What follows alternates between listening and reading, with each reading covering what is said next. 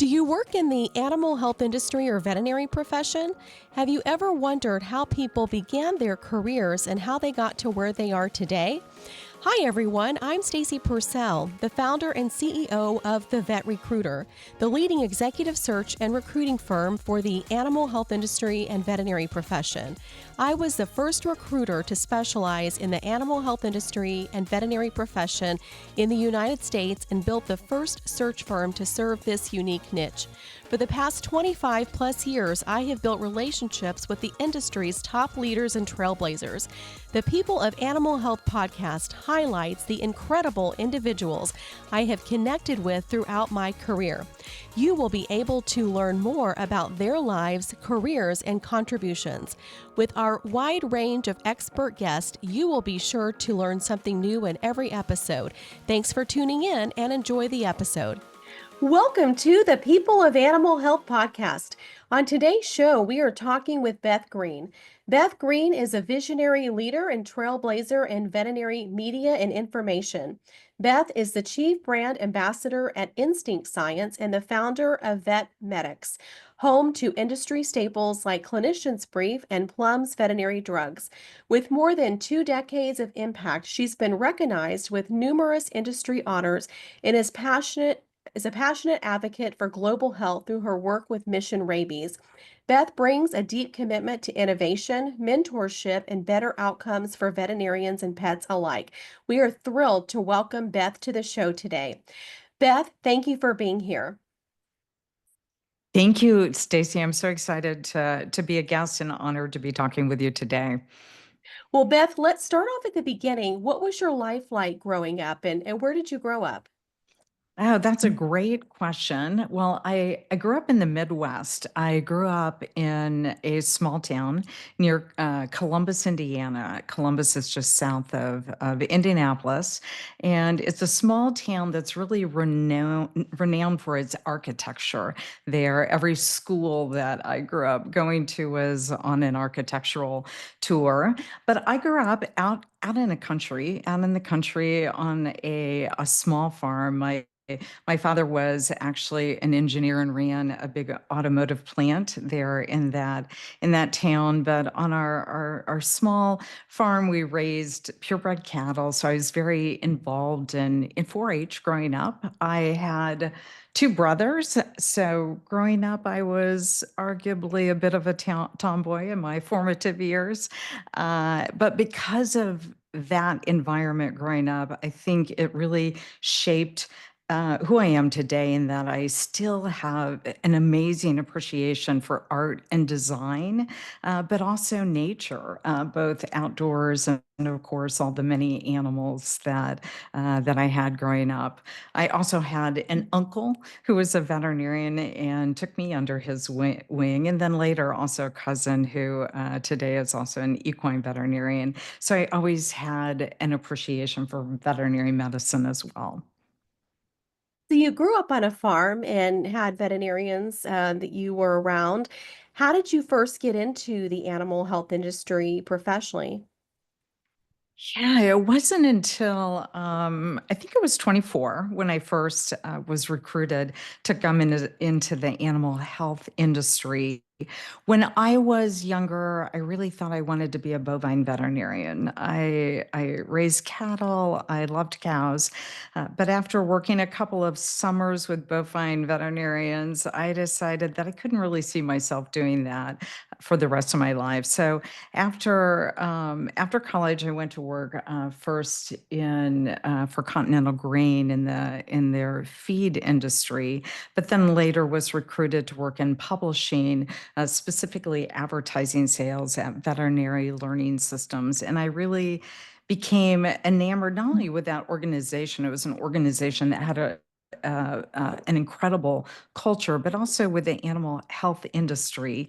And it was during that time that I discovered what I think are some of my best skills, which are problem solving from a visionary standpoint, but also product marketing. So it gave me a chance to experiment during that time. So I've been in the industry since I was 24, which I'm now in my fourth decade, the end of my fourth decade in the industry. Well, you founded VetMedux more than 2 decades ago and saw it through an incredible journey, culminating it in its acquisition by Instinct Science. Can you take us back to the early days? What inspired you to start the company and what was your original vision?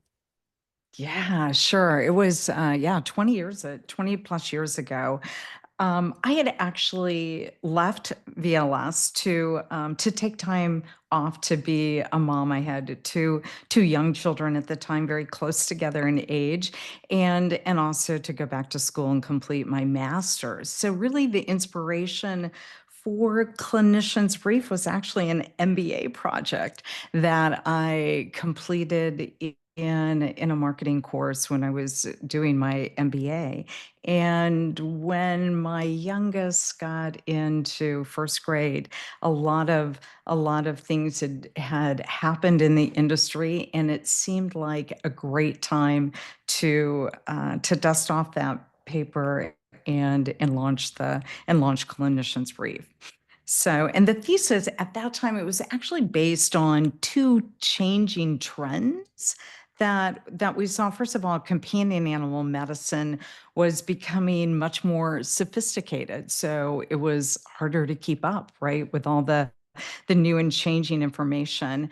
And then also reading habits in general were becoming more and more short form copy was being preferred. And we saw this in journalism. If you can remember back that far, a couple of decades ago, that was when USA Today was super popular at the time. And so we saw people preferring shorter and shorter form content.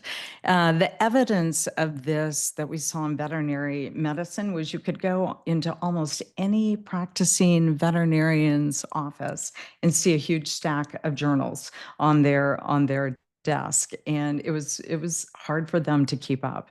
And so our goal was really to create a publication that was so valued and so essential to practice that not only would it keep veterinarians up to date, but it would also never be in the pile, if you will, on their desk. Or even if it was in the pile, it was going to be on the very top of the pile. So that was really what our mission was two decades ago. And as you fast forward to today, it's still difficult to keep up. In fact, maybe more so. I think the half-life of information is getting shorter and shorter every year. So anyway, that was our goal, and that's where we started.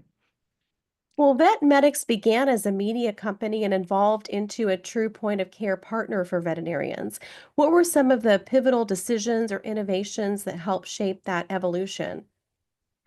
Yeah, that's a great question, because where we started and where we ended up were different in many ways. I would say first and foremost, and this happened all along the last 2 decades, was hiring the right team.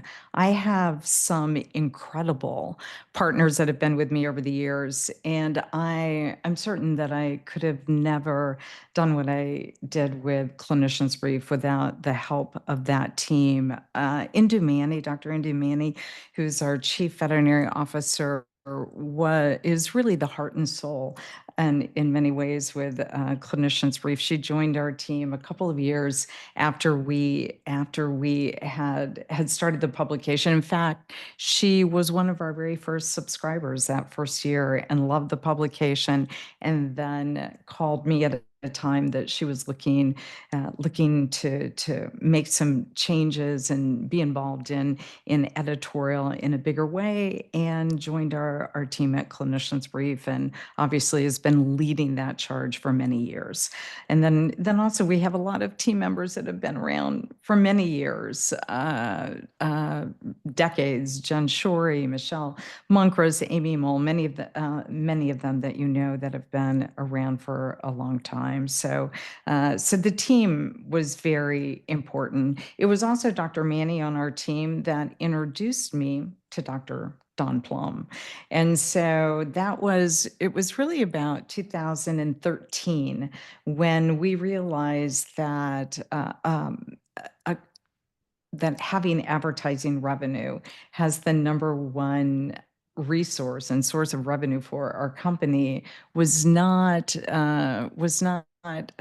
as diverse as what we needed to be. So we began to look at what are the other problems out in the industry that we could help solve, and what was the information that veterinarians needed every single day. And what we learned is that 95% of small enrolled veterinarians were using Plumb's veterinary drug handbook. And so agreeing to partner with Don Plumb, convincing him that he should partner with us was certainly a pivotal decision along the way. And I think when Clinicians restarted, we were actually the official publication of NABC. And there was a decision at some point that what NABC wanted and needed going forward and what we wanted and needed going forward were two different things. And so having the courage and to say, let's go in different directions. And I think it turned out great for both of us. NABC has done a phenomenal job of growing during that time, and it was also a very important time for us to grow as an organization, but also to double down on developing great products. And then probably the last one was to take Plums and take it to the next level and to build Plums Pro and really taking it from just a resource for treatment, and then one that really guides veterinarians through cases all the way from what we call diagnosis to discharge. So I think those have been some important pivotal decisions. And the last one that happened a little over a year ago was a decision to be acquired by Instinct Science. And we think that's important as we look at the future and how important technology will be in delivering whatever content and information that veterinarians need at the moment they need it, and sometimes even more automatically than manually, if you will. Well, Beth, you were instrumental in creating industry-leading brands like Clinician's Brief, Plumb's Veterinary Drugs, and Plumb's Pro. What is the secret to building products that become essential tools for an entire profession?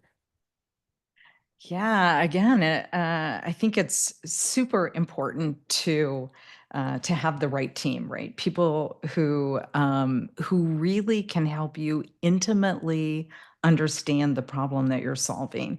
I find lots of times with problems, it's not just what's at face value, what's obvious about the problem, but it's usually the nuances. It's a couple levels deeper in where you can really understand the problem so well that you can create a better solution, and particularly one that's both essential and invaluable. So yeah, I think first and foremost is having the right team to help you understand the problem that you are solving.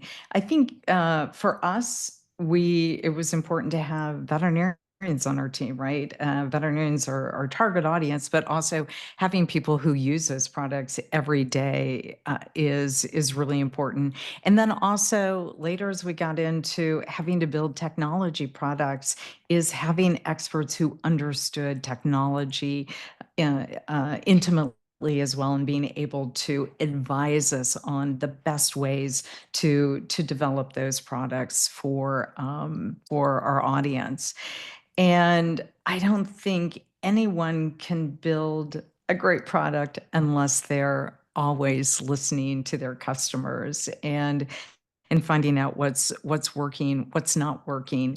And this is it's not a sprint in product development, right? You don't just build a product and throw it out there. And today it's a continuous cycle of iterative improvements. Has the everything is evolving, technology is evolving, the industry is evolving. So I think those things, understanding understanding your product, having the right experts on your team, listening to customers, and then always making it better.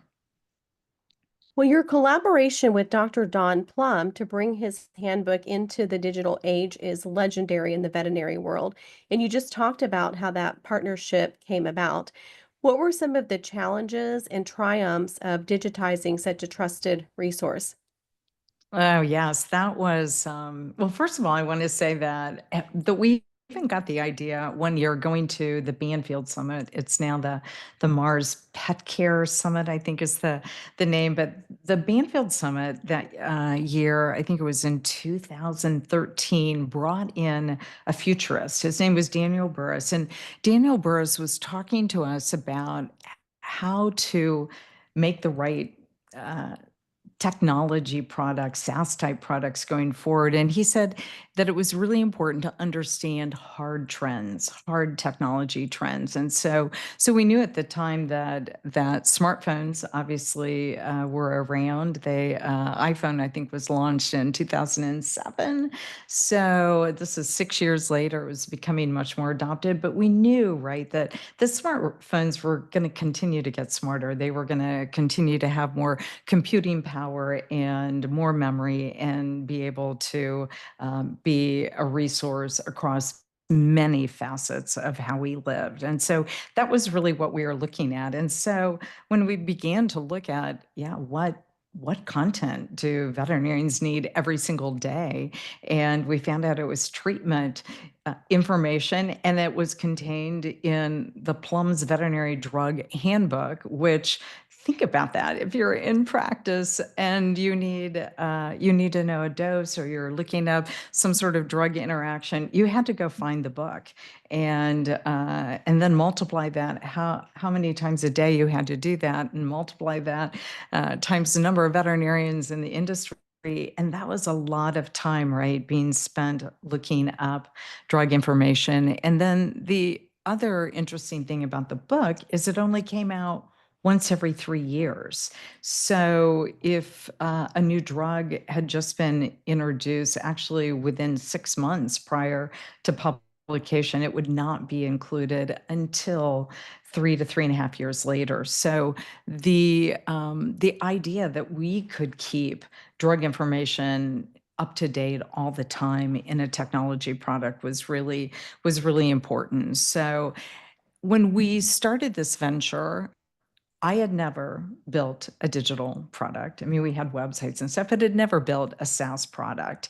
And Don Plumb had certainly never built one either. So yeah, that was probably the first challenge, was getting brave enough, right, to venture to do that. And so I used to tell people that I was so nervous about technology at that time that it made me sign up to go and attend a technology conference that really kind of changed my outlook and my view of technology, and certainly ended my fearful phase of my relationship with technology, so of building technology.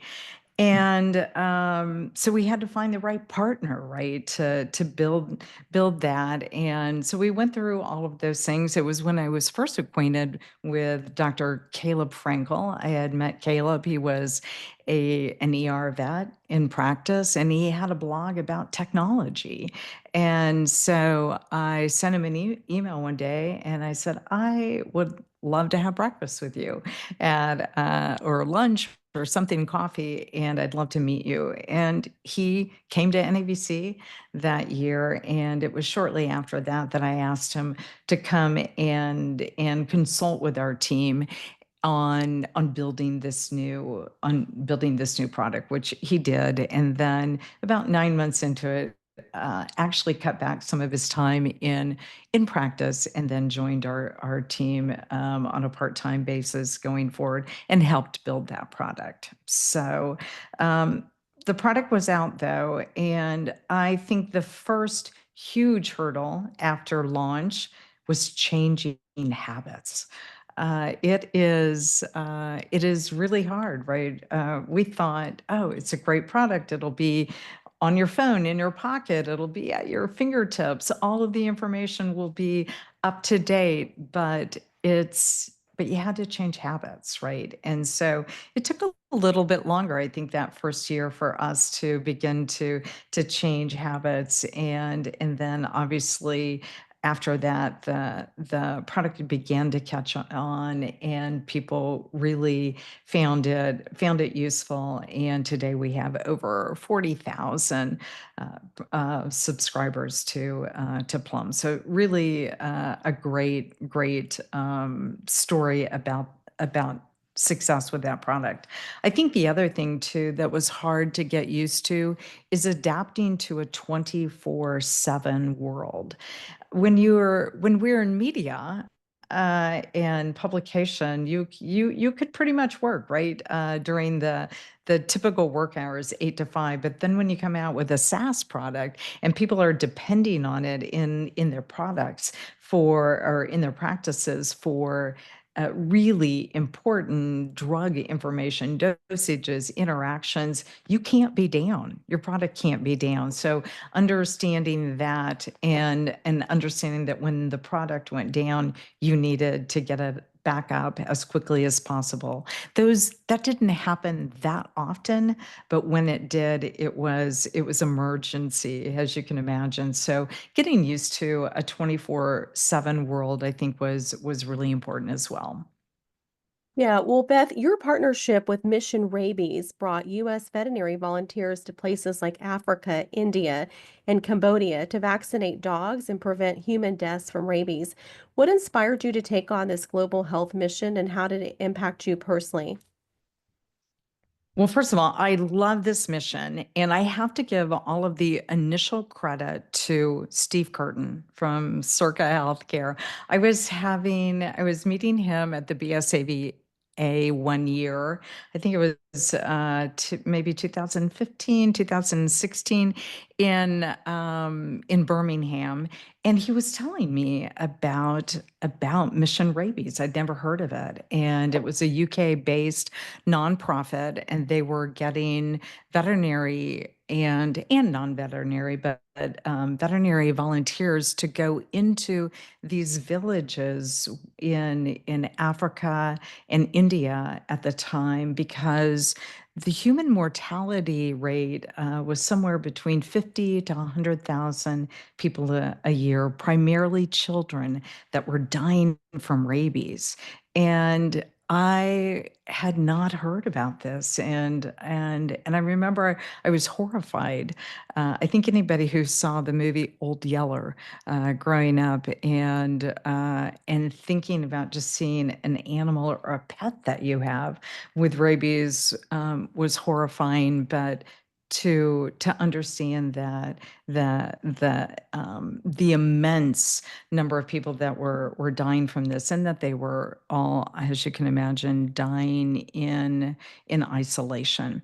So Steve had told me about that, and sure enough, as what happens in this crazy world of ours, I happened to see somebody 2 hours later walking in front of me with a Mission Rabies patch on his shirt. It was Fred Lohr, and I said to him, "I need to talk with you." And so I said, "What can we do to help?" At that time, only a handful of their volunteers had come out of the US. And so we forged a partnership with them, and we began sending in our own teams to partner with them and build and go in and vaccinate dogs in different parts of Africa and India. And if we could get a 70% vaccination rate in those villages, we could reduce human mortality by 95% within 5 years. So, and I had the opportunity right before COVID to go on a trip in with my team, actually, in India, and that country within India that we served today is it has no more incidences of human mortality. So you can never quite get rid of rabies in the wild and with bats and in some of the wildlife. So it's still there, but it's an incredible program. And then last year, some people on our team were able to go and open up now Cambodia. So it's a great program. Merck is also a sponsor of that and donates the vaccines every year, as well as a partner in getting the word out. So it's an incredible program. Yes. Well, you have been honored with multiple prestigious awards throughout your career and recently entered the I think it's the SIIA B2B Media Hall of Fame. Is that right? Yes, yes. The Software Information Industry Association, yes.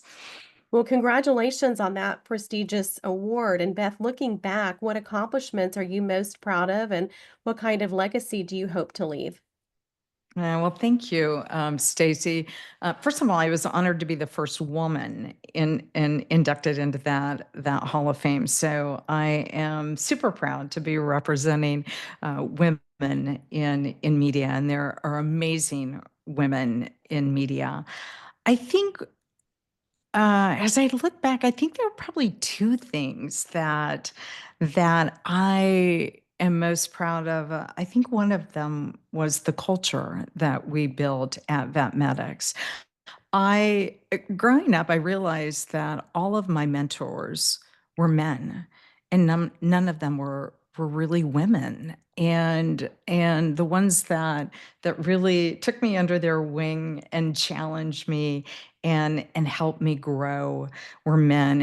And I never wanted that to be true for the generation behind me. So I've been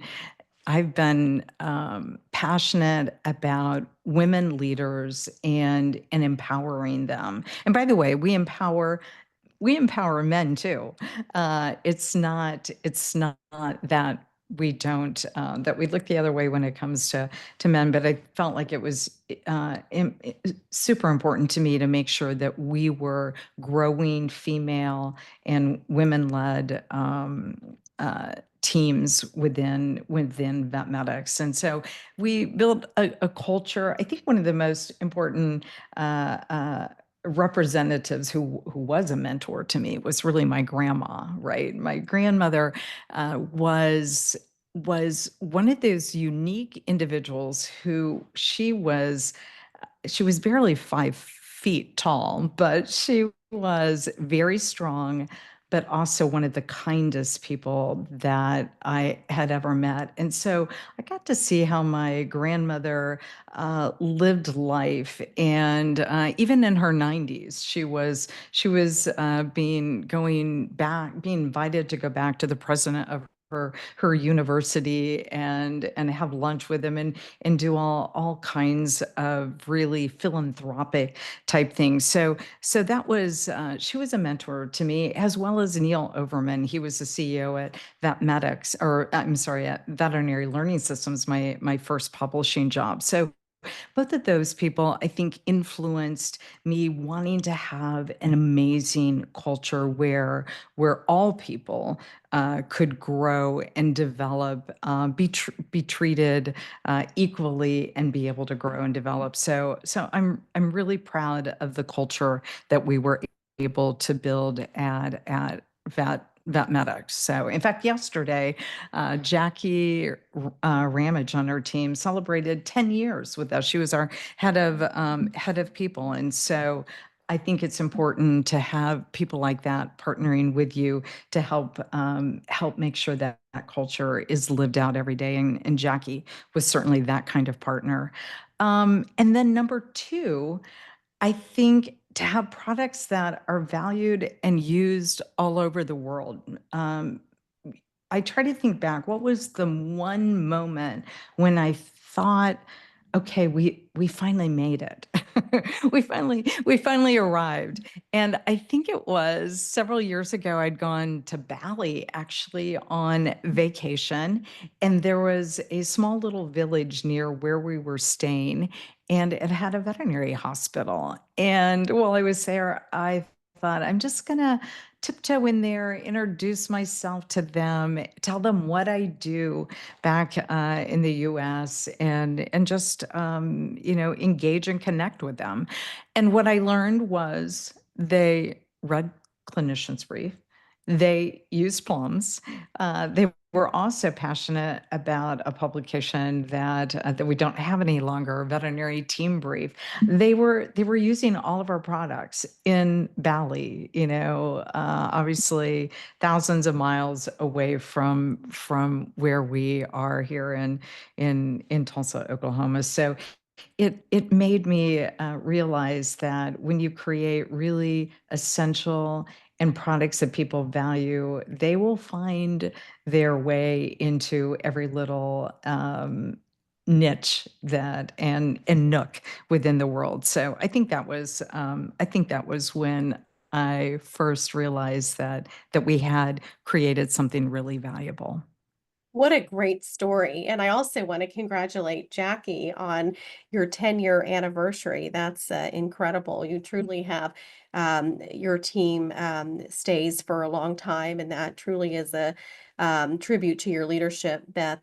Now, as Chief Brand Ambassador at Instinct Science, how has your role shifted and what excites you most about this new chapter? That's a great question. Well, first of all, as Chief Brand Ambassador, I now have a boss, which I haven't had a boss in a really long time. And so Dr. Caleb Frankel is now my boss, and Caleb is an amazing boss, has amazing vision, and is really here to take all of our products to the next level. So exciting things to come. So, and I really value having him as my boss now, first of all. And then as chief brand ambassador, my role, I'm out of more of the day-to-day stuff that happens, and so less involved in day-to-day part of the business, and really being more of a cheerleader and an ambassador, if you will, for our products, figuring out, where the connections are out in the industry, and how we can help and support lots of different things that are going on in our industry, as well as these super cool products that we're building. So I'm super excited about that, and it gives me time to do some of the things that I still like to do, which is dream about a better future. So anyway, it's a really wonderful position. Well, you're passionate about teaching and mentoring. What advice do you most often give to emerging leaders, especially women who want to make an impact in the veterinary or media space? Oh my gosh. Well, first of all, I've gotten into teaching in a way that I hadn't even planned this year. I've been doing some guest lecturing at for first year business students in college. I've been actually volunteering and doing some teaching at a kindergarten. I have am now doing some work teaching teens about finance. So first of all, I think maybe if I hadn't been an entrepreneur, I probably would have been a teacher. Um, yes, I think there's one thing that I didn't learn until much later in life that I wish somebody would have taught me in my younger days, and that's that in growth and development, the fear phase, if you will, is the phase that comes right before growth. And nobody ever taught me that. You have your comfort zone, and then your fearful phase, then your growth, and then it's a continuous cycle. And I think that would have helped me learn earlier in life to lean in to fear, and don't let that voice in your head talk you out of stuff. But that's the time that there's growth right around the corner. So I think that's an important message that I would tell to anyone who, male, female, young, old, that lean into fear when it comes, because there's some incredible growth right around the corner. But I think the other thing too is for all of us. I think it's, I'm passionate about mentoring, and so I love to mentor. But it's also important to have a mentor, and to have that group of people in your life, that you can trust and that know you and that can hold you accountable in other ways. So if you're going to be out there mentoring, it doesn't mean that you're immune from having a mentor or somebody to help you get to the next stage. So just make sure that you have that as well. So yeah, lean into fear when it comes. There's growth right around the corner, and then make sure you have your own group of mentors that you can rely upon. So I have to ask, is it easier to teach kindergartners or adults? Adults.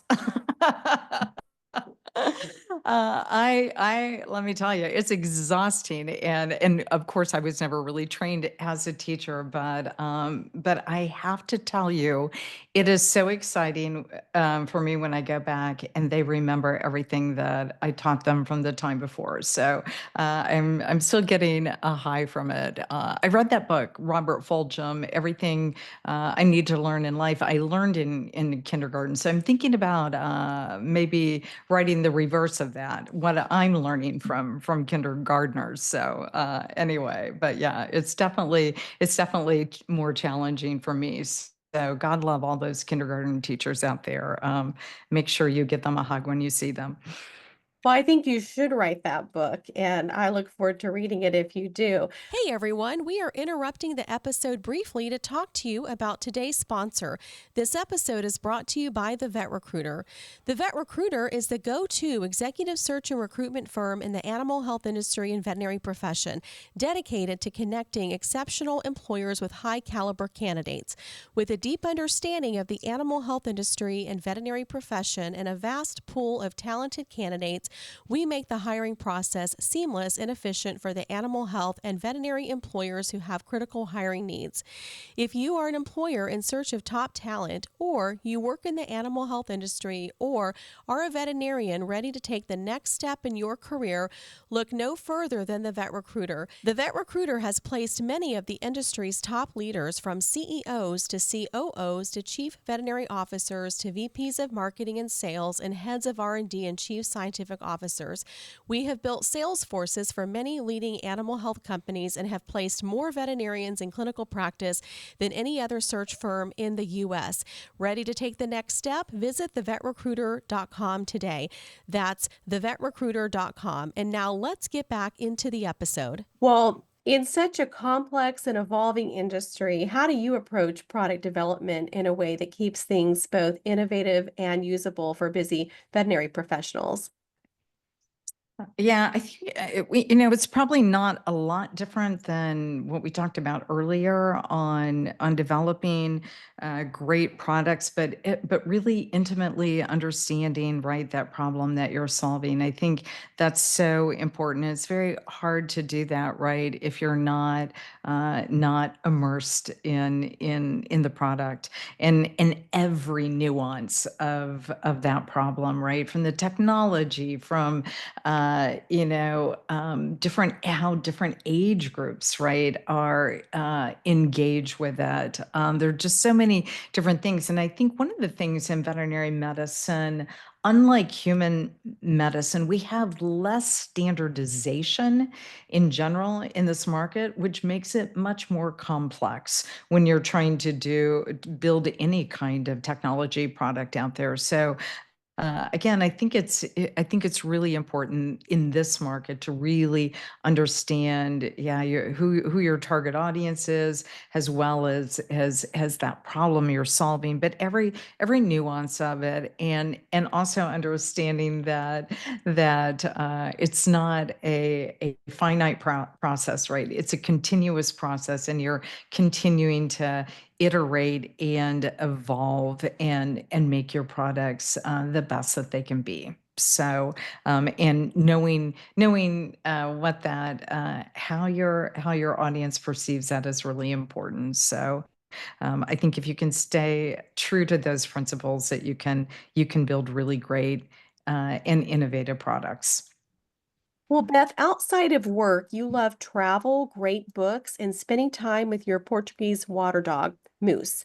What book has most inspired your leadership journey, and where's the next place you're hoping to travel to? Uh, Great question. Well, first of all, I always have a big stack of books and that I want to read. And I know what you're thinking. Oh, does she still read actually hardback books? I do read, I have Audible and listen to books as well, but certain books I still like to have a hard copy of. I thought about this question. First of all, the one book that has changed my life, I think had the most impact on me personally, was a book I read, quite a few years ago, was Man's Search for Meaning by Viktor Frankl, the psychiatrist who actually was in one of the concentration camps in World War II.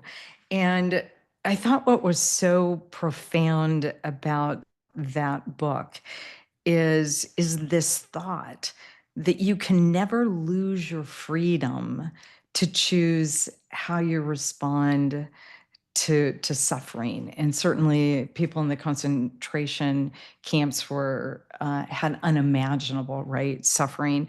But that you always have the choice to choose your attitude and find meaning in life. So I think that was one of the most profound books for me, just in my life, to know that nobody could ever take that freedom away from me, the choose, to choose how to respond to anything that came my way in life.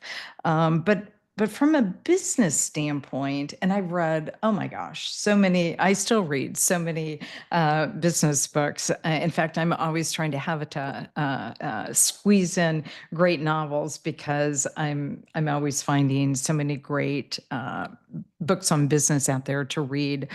But I think the one that really impacted my business the most, again, an older book, Good to Great by Jim Collins. And I think, this idea that achieving greatness is a relentless pursuit of discipline and focus. And it's still a challenge, right? Every single day, to know that where you're investing your time, your resources is really elevating you as a company, right? And not an opportunity cost, if you will. So understanding what Jim Collins called your hedgehog principle, what is that thing that you do the very best, and how do you differentiate and do it better than anyone else, I think is still a powerful principle today, because we're in this ever evolving, rapidly changing world. So I think that was true for us. And in an example, two of that was, I talked earlier about Veterinary Team Brief, a publication that we used to produce, and it was an amazing publication.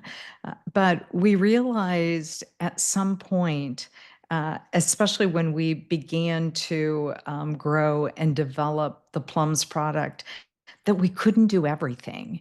And if we were going to do a really great job of building out Plums, it has a SaaS product that we needed to give up something. And unfortunately, at the time, that ended up being veterinary team brief. It still pains me a little bit, but I can tell you it was the absolute right decision, and it was one of the decisions that helped us be able to grow successfully in our marketplace. And then let's see, your last question was, yeah, where am I traveling next? And my next trip is in June. We're going back to Switzerland. I haven't been hiked Switzerland in several decades, and I'm super excited to go back. And if you haven't hiked in Switzerland or along the Alps, one of the most amazing sounds that you will ever hear is hiking along the top of the Alps when they begin to move the herds of sheep and goat down below you down in the valleys. And the sound of those bells echo all the way up the mountain. And it sounds like there's a bell choir above you. So anyway, that's my next trip, and I'm so excited to go back and hear some bell choirs along the top of the Alps this year. Well, that sounds amazing, and I will be watching for those photos on Facebook because I know we're connected there. Yes, you will see lots of them, I'm sure. Well, I want to pivot now and talk more about your own career. I'm curious, what has been the most surprising thing to you during your career in the veterinary profession?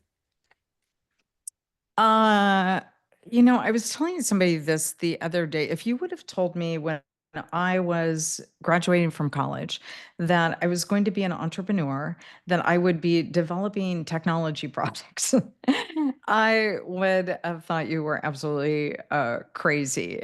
So, but it was very interesting to find that was a skill set for me, and something that not only that I thought I wanted to do, but had the opportunity to create some products that I think are still renowned today in the marketplace. So yeah, I think those two things. Well, how have you seen the veterinary profession change over the years since you've been involved? Ah, gosh, what hasn't changed? First of all, when we started 20 some years ago, first of all, the industry was predominantly male. And that seems like a really, really long time ago because we've been predominantly female in small animal medicines for so many years. So that has definitely changed. The level of specialization in veterinary medicine. It used to be that if you had, a super tough case, the only place that you could go, likely, depending on where you were located, but was probably a university with a veterinary school to get that case seen. And that's dramatically changed, right?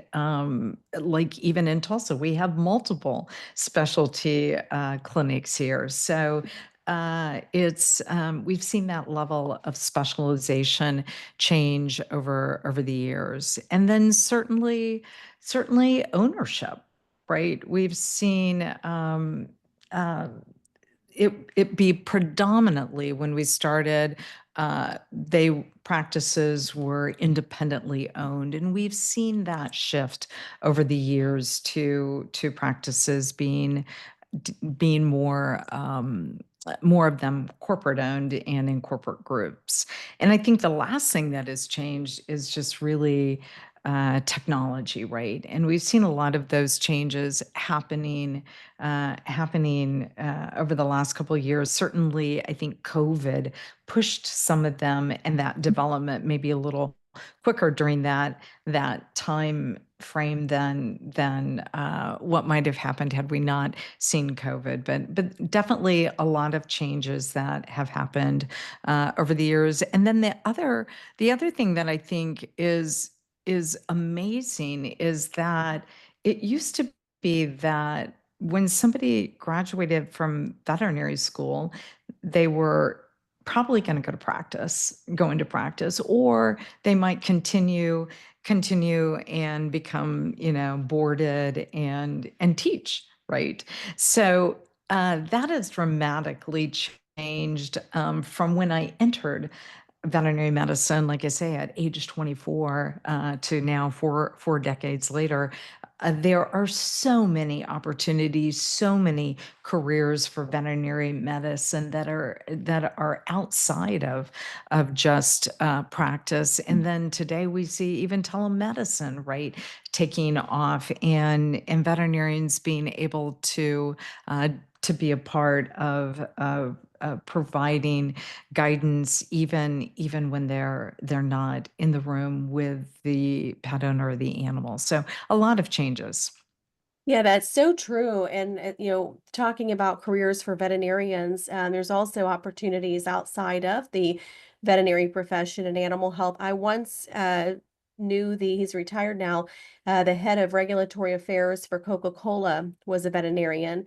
And in the past, I met the head of Campbell Soup, quality assurance, and she was a veterinarian. So there's so many interesting careers out there for veterinarians.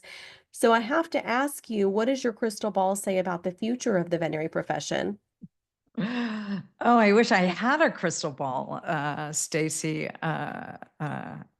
Maybe I do. Maybe I don't want to know what comes and just get to experience it live every day. But I think it's maybe less about. It's certainly what I hope we will see for the future of this profession.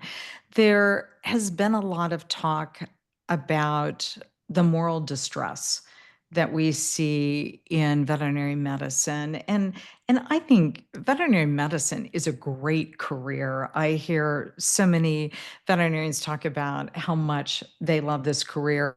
Those of us who have worked in this career or in animal health for decades can tell you how incredible veterinarians are. They're some of the most selfless people that I know, and there are many of us that from time to time think we might leave this profession, but it just draws you back in because it's such a wonderful place to live. But having said that, practice can be difficult. There are a lot of things, and so certainly one of the things that we're working on with our Plums Pro and now our Standards product is really building that broader spectrum of care for people to practice within, and feeling like no matter where you're practicing within that realm, that you're practicing great medicine, right? And so I think there are a lot of things that we could do within. That's only one thing, but a lot of things that need to happen within the profession to make it not only a wonderful career, but also one that is engaging and seeing more of our veterinarians thrive, so that we don't have to have a lot more discussions about moral distress. But we're not there yet, and we definitely know that we need to make changes there. And then I think the other thing, and certainly this is evidenced by the thesis of us joining forces with instinct science, is that caring for the caretaker is what our purpose is. And it's interesting because each of us separately had that same purpose as organizations before we ever even joined. I thought maybe they had copied us, but no, it's not true. They came up with that on their own. And so caring for the caretaker and making practice easier through things like technology. And we know that we can make things so much more efficient by integrating all of the resources that veterinarians need into single platforms. So figuring out what that looks like and how we can really utilize technology to make practice more efficient Indu Manny on our staff loves to talk about when she first began using uh, the scripting software and ScribbleVet to do her patient records, that she was saving 2 hours every day, 2 hours every day, just on writing her patient records. And not only that, but the quality of what she was putting together, utilizing that product, was making a better product. So I think those two things are what I would love to see going forward. And I think we're well on our way. Yes, I would agree. Well, Beth, all successful people have habits that help them to achieve success. What are a few of your daily habits that have allowed you to achieve success along the way? Good question. First of all, I'm one of those people that if I do anything too long, I get bored with it, and I have to have a little bit different routine. So, I'm always exercising in some form or another, but what I'm doing for exercise may change along the way. So, but the one habit that I think has been really critical for me, and this comes naturally to me. I'm a lifelong learner. And so I think the habit of continuously learning, new tricks, new skills, new knowledge that you didn't know before, and dedicating time to learn it every day. Rashad Tabakawala is somebody that I read his newsletter faithfully every week. But one of the things that he talks about is that if you're going to grow and develop right now in this market, especially as rapidly as technology is changing everything, that if you're not dedicating an hour a day to some sort of learning and continuing education, that you're going to fall behind. And but it's not just an hour, right? It's like, what do you get out of that hour, right? And so for me, I think that one habit is one thing that I have been true to over the years. There may be sometimes it was less than an hour a day than it is now, but that's certainly, I think, the habit that has kept me sharp and helped me continue to see success. Yeah, that's very good. Because if you're staying stagnant, other people are growing and then you're falling behind. Well, we know that careers have highs and lows. Not every day is, perfect when it comes to one's careers. Everybody has challenges, adversities along the way. What's been the biggest adversity or challenge that you've had to face during your career? Yeah. I think I told you that my mentors were men, and one of them, which is the reason that I made it to Oklahoma. If you would have asked me if I was going to live in Oklahoma early on in my life, I'm sure I would have thought you were crazy as well. But I met this amazing man, Eric Green, who I later married, and he brought me to Oklahoma. And Eric was an entrepreneur and had started a software company in Oklahoma. And he was the one who convinced me that I should start my own company. And I remember I always tell people about the time that I first sat down with NAVC and came home and had a handshake deal with them to start Clinician's Brief with them, and my husband found me curled up on the bed in the fetal position, and his initial thought was, "Wow, she had a really bad meeting today." And he said, "Oh, how did it go?" And I said, "Well, it went really well, and I have an agreement with them that we're going to proceed." And he said, "And why are you laying here like that?" And I said, "What if I'm wrong?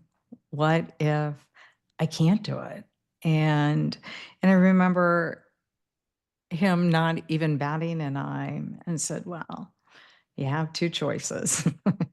You can either lay here and always wonder what could have been, or you can just try as hard as you can and know that even if you fail, that you gave it all you had. And so that was really all I needed to get up and keep going strong. So he was my mentor. There was nobody that kept me in check or challenged me more than Eric did. And the adversity, though, came about a decade later.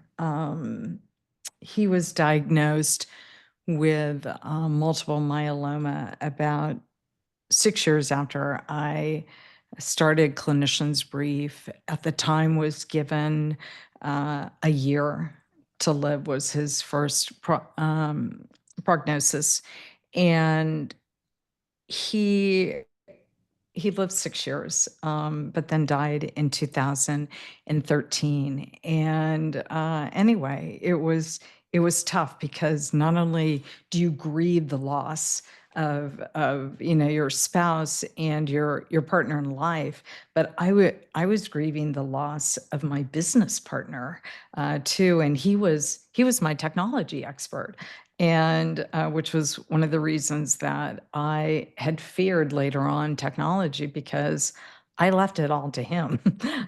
I decided that that was his lane, and I was not going to get in it. And anyway, so I think overcoming that loss in my business, and especially at a time where the world was changing, and I knew that the business model I'd put together at the start was not gonna take us into the future, and not having his support of somebody that I really trusted at that point to tell me where I was getting it right and where I was getting it wrong. So anyway, I eventually obviously got through that, but it was definitely, I think, one of the hardest parts along the journey. Well, it sounds like Eric was a great encourager. He was amazing. Well, Beth, what advice would you give the younger version of yourself? Well, I think I talked about that earlier, about understanding that fear is part of growth process. Because there were a lot of times along the way, just like I told you, lying there, rolled up in the fetal position, which should have been a great day, right? I should have been celebrating and coming home and saying, okay, what's next? But I let the fear, creep in, thinking it was a bad thing. And now I realize, well, yeah, because you were about to grow immensely on this journey. And so I wish I would have had somebody explain that to me, and I think it would have made the fear less emotional and more of a challenge about what's next, and to get going. So yeah, I think that part would have been super important to know younger on. What message or principle do you wish you could teach everyone listening to our podcast today? uh, I think, we talk a lot about failure in business, in life, and I always thought that failure was bad. And one of the things that I've learned in business is that failure, not epic failure, not but failure is actually a learning tool, right? And when you've done something and it failed, you'd like to never do that again, right? And the only way to do that is to dissect it and analyze it, figure out, okay, what went wrong, what can we do differently, and then move forward. And so realizing that failure is a step in the road to success. I don't think people talk about that enough. And so understanding how to stop failure early, get it early, right? And then attack it head on on, learn from it, and never make that mistake again. Well, that sounds like another book title. That sounds like another book that you could write. Yes, yes, I'm going to do a lot of book writing. Well, Beth, you've got the mic. What is one thing that you want to share with our listeners of the People of Animal Health podcast before you drop the mic today? Oh gosh. Well, first of all, I think I would like to say thank you. I am not getting younger, and like I say, I'm in my now finish up my fourth decade in this industry, and I have had some of the most incredible experiences along the way. I have met some of what I think they're the most brilliant and kind and passionate people along the way. I mean, first and foremost, anybody who has been a part of the VetMedux team along the way has been incredible. But all of the authors that have contributed to Clinician's Brief, to Plumb's Pro, and now Standards along the way. Anyone who spent time with us when we were doing the New York Vet Show with Closer Still Media. So there are just so many people, all of the fabulous people in our first decade from NAVC that we worked with. So people like you, Stacy, that we've met along the way. I have just an amazing list of people that I am so grateful that I've been able to share time and get to know them along this journey, and certainly have contributed to not only the success of our company but me as well. So I just want to say thank you. Well, you mentioned the New York Vet Show. One of my favorite things early on was the pink carpet. Can you ask them to bring back the pink carpet? Oh my gosh, I love that pink carpet. So anyway, I have one funny story to share with you about the pink carpet. I I bought a pair of high-heeled hot pink suede shoes to match that hot pink carpet that first year. And about 90 minutes into the show that first day, I realized that those were not going to work any longer. And so I posted on Facebook that I needed somebody to that the first person to bring me a pair of hot pink flip flops was going to get $100. And anyway, there was a lot of chatter on the channel back and forth. But anyway, the next day, someone from Tulsa showed up with not one, but two pairs of hot pink flip flops for me, to which I had to give the $100. So anyway, but I do miss and love that hot pink, and still have lots of hot pink in my wardrobe. So I will talk to Lottie and at Closer Still and see if we can't get a renaissance of hot pink carpet. I will be watching for that pink carpet this November. I hope to see that again. Well, the gentleman that brought the hot pink flip-flops, it probably cost him more on the plane ticket to bring those. So, what a kind Yes. gesture. That's I love that story. Well, Beth, I really enjoyed having you here today on the People of Animal Health podcast. I loved hearing your stories. You've had an amazing life, an amazing career, and you've done tremendous things that have been highly impactful for the veterinary profession. And I think it's so great that we both live here in Tulsa, Oklahoma. So sometimes we even have the opportunity to see each other around town. But I enjoyed our conversation. Want to thank you for being here today. No, thank you so much for the invitation, Stacy. And I love this podcast that you're doing, and certainly the work that you've been doing, providing great recruits. We've got some on our team right now that came from you, and that you helped us secure and onboard. So thank you for all you do in the industry as well. Thank you, Beth.